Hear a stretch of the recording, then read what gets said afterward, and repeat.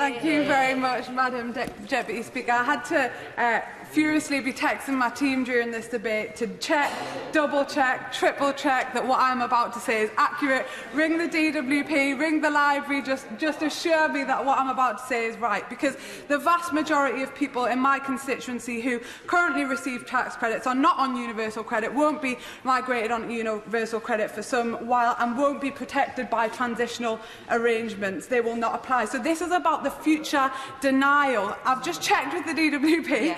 At the library, this is about future denial of free school meals, and that is a valid right to have a conversation about the future denial of free school meals. I'm not interested in embellishing in this debate, actually, because the truth is good enough. For people who are in work and in poverty, or looking for work and in poverty, food is a huge expenditure. It's a never-ending struggle to make sure there's enough to eat. The children are getting enough to keep them healthy and well. And we all know the arguments. When people are hungry, they cannot concentrate in school, and for many families and young people, that one hot meal is all they will get. I haven't been told, although it's been repeated time after time after time, where the calculation has been done for the 50,000 extra children getting free school meals. So I'm sorry, I'm just not able to believe this on a whim, on a calculation plucked out of air. Under the current system, families are normally entitled to free school meals if income is under £16,190. That will be changed to £7,400 per year, unless, and granted, unless covered by transitional protections. The reduction to £7,400 is frankly delusional. Who will this help? What is the figure based on? Which people, which advisors, which experts, which charitable organisations have the government met that actually think that slashing the threshold is a good idea for children in low-income households? And fundamentally, and the BBC rang round head teachers to try and get a quote on these changes, not one head teacher knew about these changes. So what consultation has been made with schools? And because time is so short, I'm certainly not going to give way to somebody that's intervened many times, wasn't in the debate for the start of the debate. And nearly 2,000 children in my constituency, quite rightly, receive. You've got to be.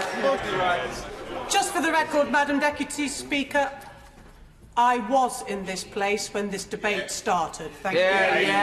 Laura Pidcock. Well, that wasn't my experience anyway. The idea that claimants in my Order! I can't hear the Honourable Lady. No, the Honourable Lady can't shout from a sedentary position when I'm defending her and giving her space. Laura Pidcock. With 17 seconds less and so many interruptions, yes, I will give way. I'm very grateful. I'm very grateful. She's making an excellent speech. Yeah. And I would just, as a fellow North Easterner, I would just like her to finish making the point that she was about to make.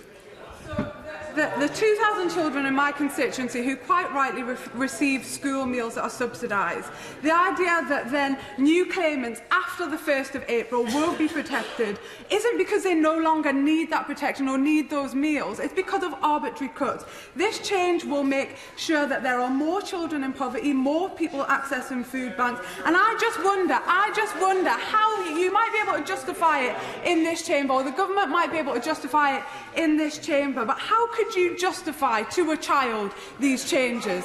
How could the government justify to a child these changes? Take all of these proposed changes together with all of the changes that have already happened in this country to the so-called security system, and the only conclusion that I can draw is that there is no security anymore. And this is not embellishment. I know poverty when I see it staring me in the face in our constituency surgery. We do not need to lie. We do not need to embellish. The truth is good enough. These changes are shambolic.